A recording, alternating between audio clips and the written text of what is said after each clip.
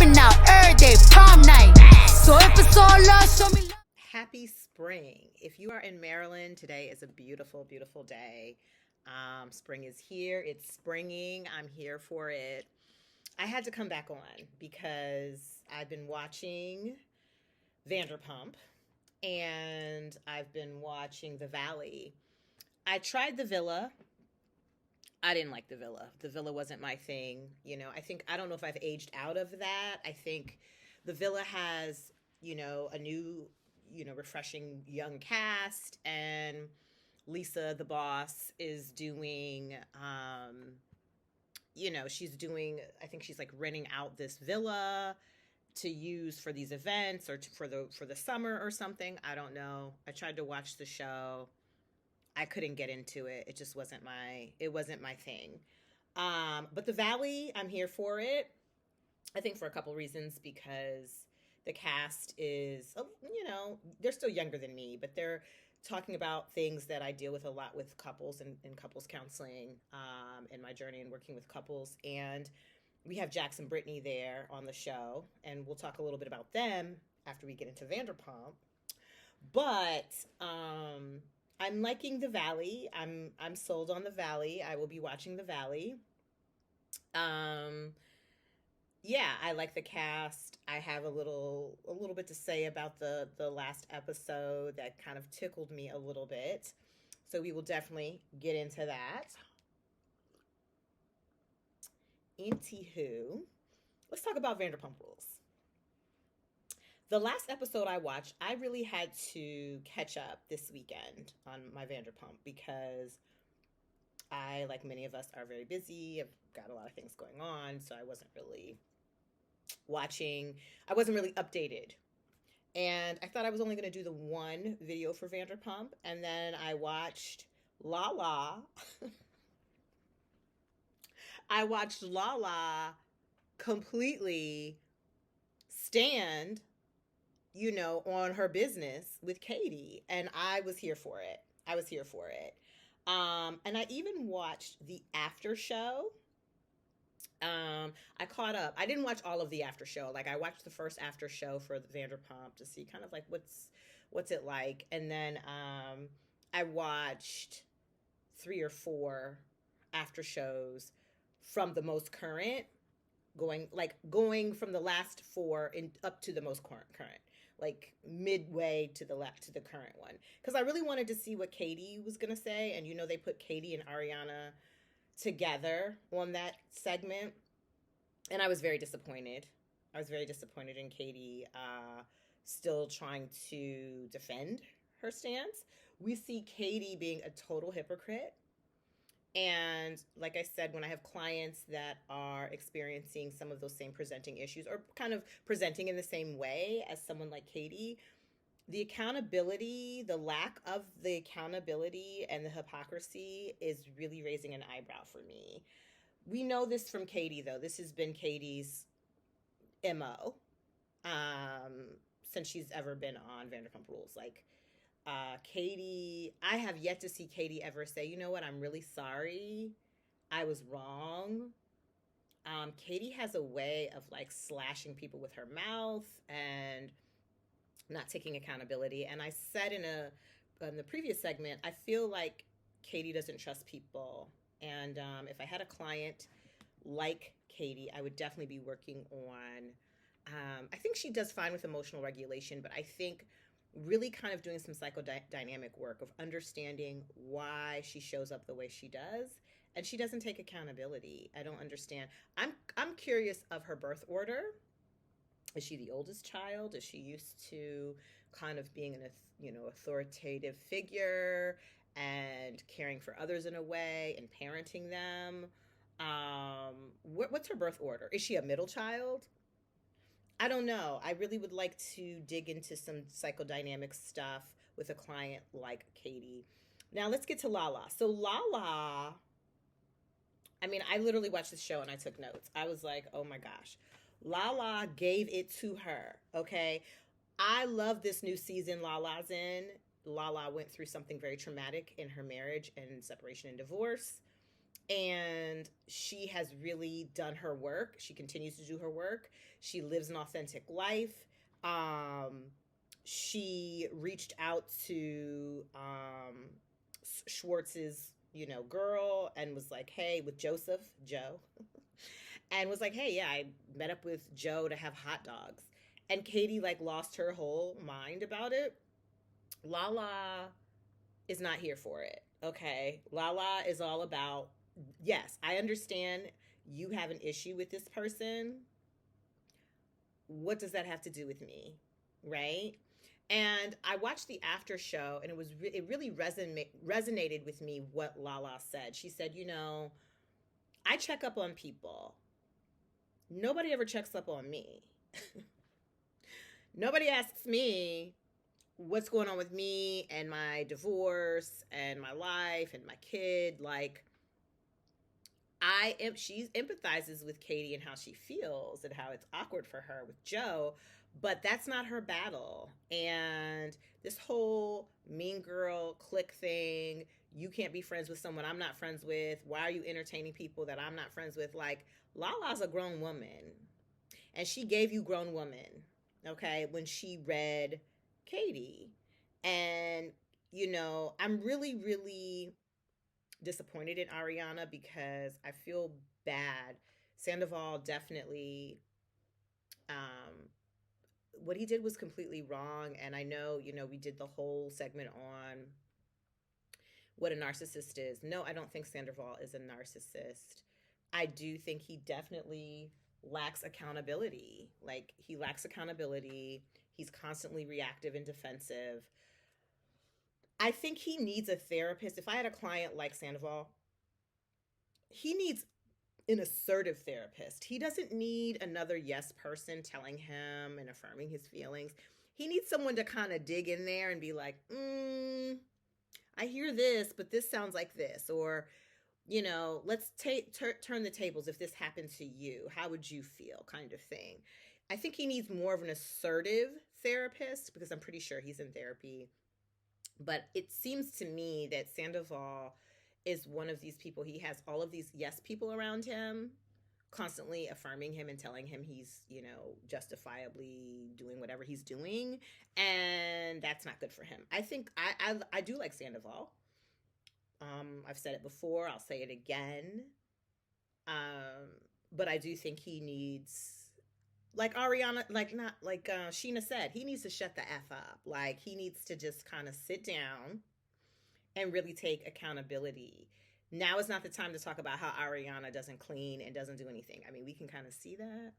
But because you're in the doghouse, like I said before, you're in the doghouse with clients. When we have clients that come in and they've cheated, and couples in particular, I let them know you're in the doghouse. This is not really the time for you to be bringing up, I know I did, but you.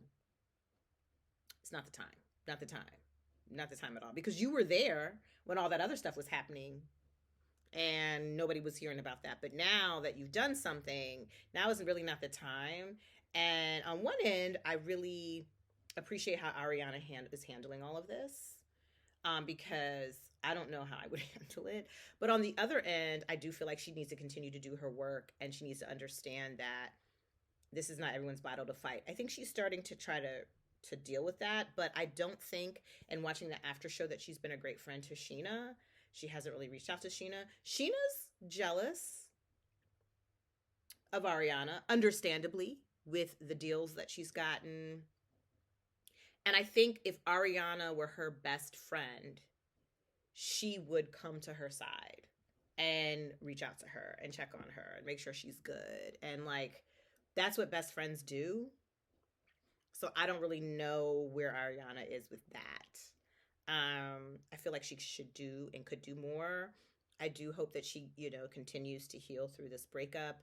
She does act like a 12-year-old child when she's around Sandoval, and that needs to be reeled in a little bit. But Lala was the shining star to me in the last episode, and how she read Katie. Like, look, honey, you guys, you don't have to be friends with Joe. If I want to hang out with Joe, I'm going to hang out with Joe. If I want to hang with whoever I want to hang out with, I'm going to hang out with. What's it to you? Like, I really love this season for Lala. I love her authenticity. I love how she can admit when she's wrong. I really love the work that she's doing. So I just want to give Lala some applause today. If she was a client, I would call this some type of reality testing when we stand up for ourselves in front of our friends and we set boundaries and say, hey, like two things can be true at once. I always tell clients that. Two things can be true at once. Yes, I empathize with you, Katie, because you don't really feel Joe. It's kind of weird. You know, Schwartz was with her while you guys were breaking up. Got it. But I can also be okay with Joe. I can also empathize with Joe when y'all are calling her a crackhead at the function. Like, I don't like that mean girl stuff, and I kind of want to make sure that she's good. You can feel both ways. You don't have to draw a line in the sand with this, okay? And two things can be true at once, and Katie needs to understand that and let people live their lives. Also, Katie sleeping with Max. This was just like, luckily Schwartz didn't care, so nobody cared. But it was like, why does Katie get a pass? Because I said earlier, everybody's hands were dirty except Katie's and Sheena's. Now we see both of their hands are dirty, really. Schwartz kissed Sheena. She kept that a secret. I kind of understand why. I would have never said anything either. And I hate how Schwartz just kind of dumped that on the table. And Katie sleeping with Max. It's like, okay, so all y'all are hypocrites. All y'all need to just kind of sit down and be a little bit more empathic. But if we had that, we wouldn't have a show now, would we? So, it gives what it gives. Lala read her. Again, when we have clients that typically show up in this way, set boundaries with friends, we call that reality testing. I would tell a client, okay, you feel like your friends are kind of telling you what to do or who you should and shouldn't hang out with. Why don't you say something? Why don't you speak up? We would do some role play to kind of get them prepared to speak up for themselves and use their voice. And I think Lala did a fantastic job. I'm sure Lala didn't do any role play or reality testing with her therapist because this is just Lala's personality. She knows how to give, and she's here for it. And I loved it, and it made me happy. And I just really wish that Katie would take some accountability. Now, I just saw a clip that Lala unfollowed Katie on social media. Yeah, duh. And then Katie's just like, I don't know why. I think Katie needs to really do some soul searching and some growth there with this accountability piece. Again, I'm curious about a birth order. I'm curious about doing some psychodynamic things with a client such as this to find out what that's about. Lastly, the Valley. I really enjoyed the Valley. I just wanted to comment. I was tickled pink on this whole racist thing. Kristen Doty, I really hope this relationship works out with this guy. He seems like a nice guy. Jax needs to stay out of it and just focus on his own marriage. We know him and Brittany are now separated. I'll get there. But this whole thing about the racist comment, clearly there was something to it. Kristen should have known it wasn't going to go anywhere and nobody was going to fess up to being a racist. But what was tickling me was at the dinner, the word racist. They was so uncomfortable when somebody said the word. They were like, oh my gosh, like, how dare you say the word racist? Oh my gosh. I mean, that right there is problematic right there. It's like when white people can't say black or African American. They don't know what to call you. It's like the word black. The word the words African American is like, I don't know what to call you. I mean, come on now. Clearly, well, first of all, we only have one black woman on the show, okay? I'm sure that they don't know a lot of black people. They don't know a lot of dynamic black people. They usually probably go to functions where they're mostly white people or not black people there.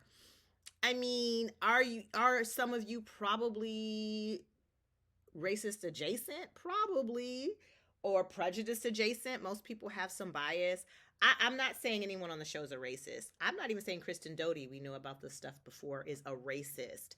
But the thing, there are these stereotypes, unfortunately, as black people that we have to deal with and combat all of the time. And there's so much images and rhetoric that makes Black people look scary and makes Black people look less than on a constant basis, that these terms really, really make white people uncomfortable. And that's what we saw on the show. We saw these white folks.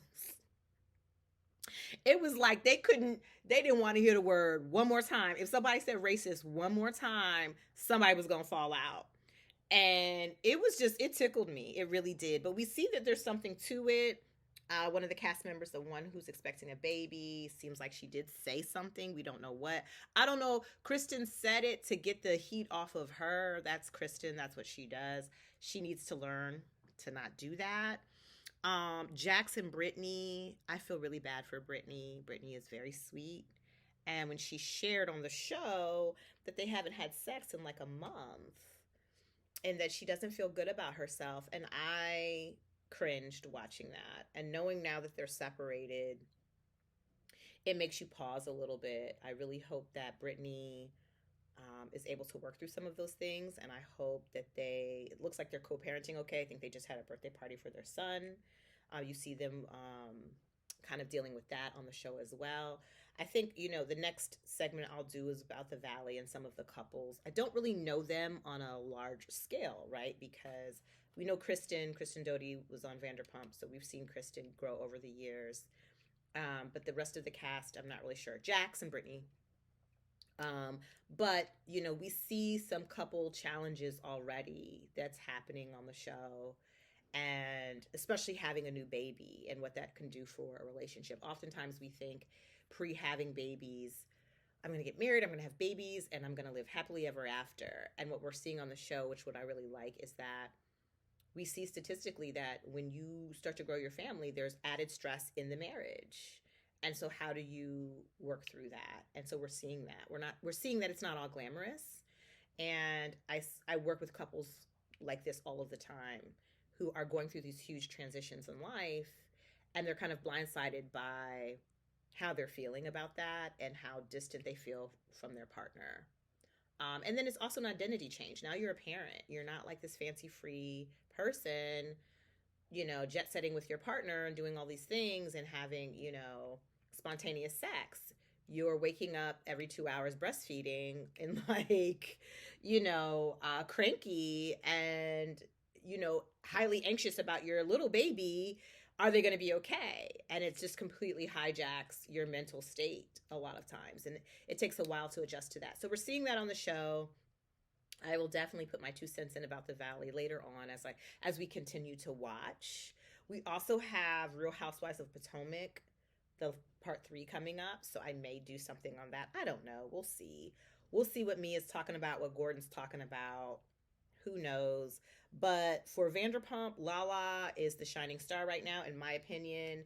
I really like how she's speaking up for herself, how she's setting boundaries, how she's being transparent about things. And she's she's just transparent. She's honest. And she's honest about her pain.